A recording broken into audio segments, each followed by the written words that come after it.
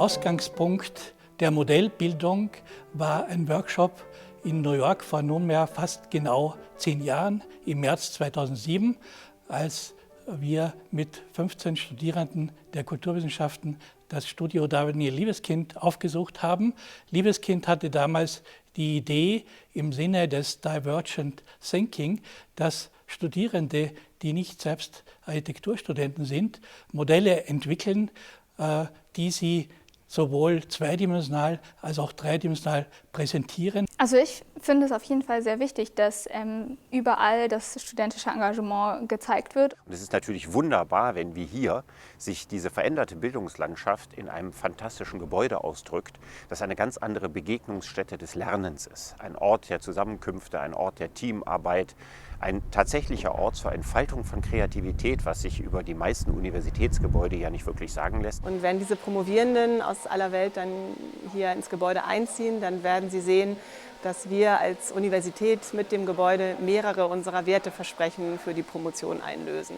Das ist interdisziplinäre Forschung, Interaktion und Arbeiten in einem ganz besonderen, inspirierenden Umfeld. Also ich habe gemerkt, in letzter Zeit hatte ich Besuch aus Amerika, aus den Niederlanden und aus Irland, also jeweils Gastwissenschaftler, und die waren alle unglaublich begeistert von dem Bau.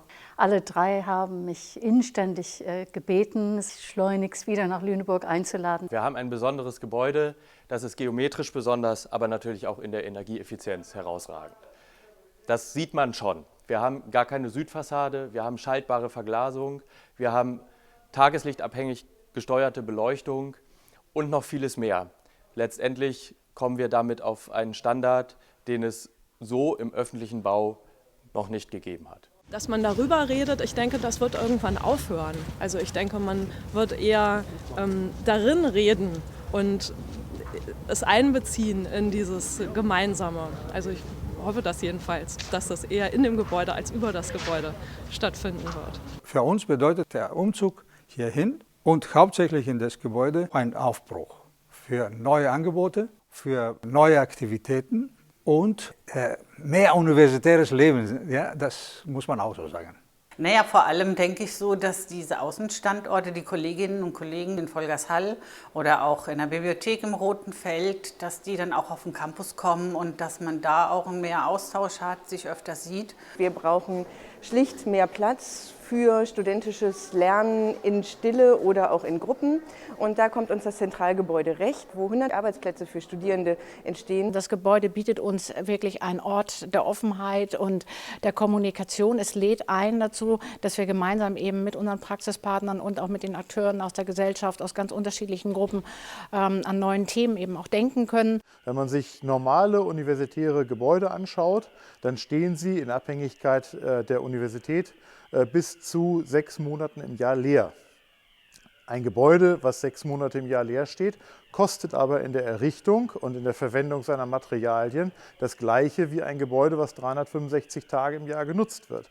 Unser Ziel ist es, mit der Multifunktionalität dieses Gebäudes über die universitären Nutzungen hinaus auch Dritte anzusprechen und dafür zu gewinnen, hier Veranstaltungen stattfinden zu lassen. Wir sind in einer universitären Welt, hier wird frei gedacht, wir wollen Menschen ermutigen, nicht in ausgetretenen Pfaden unterwegs zu sein, sondern was Neues zu denken. Und um das anzuregen, provozieren wir auch in diesem Gebäude manchmal. Wir haben ja hier viele Stellen, wo man sich fragen kann, darf man seinem eigenen Auge glauben? Ich glaube, wir kommen alle in Europa aus einer Tradition, wo die Universität nur Vermittlung von Wissen war.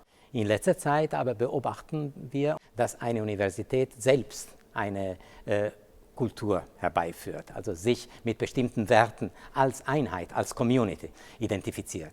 Und dafür ist ein neuer Bau gerade so ein idealer Kristallisationspunkt. Ich glaube, es gibt wenige Universitäten in Deutschland und sehr wenige in der Welt, wo dieser neue Geist auch derart evident so zum Ausdruck kommt. I think there's a very important message here for the future. And as the rest of the university had been barracks at some stage, we're now straddling from the difficulties of the past into this beautiful new future. And I think the students who are here will add tremendously to the whole ethos of the place. It's fantastic. And I think coming from the barracks, we have this wonderful opportunity of saying we've come from one side and we're moving ahead to another with great joy and with great determination and with hope.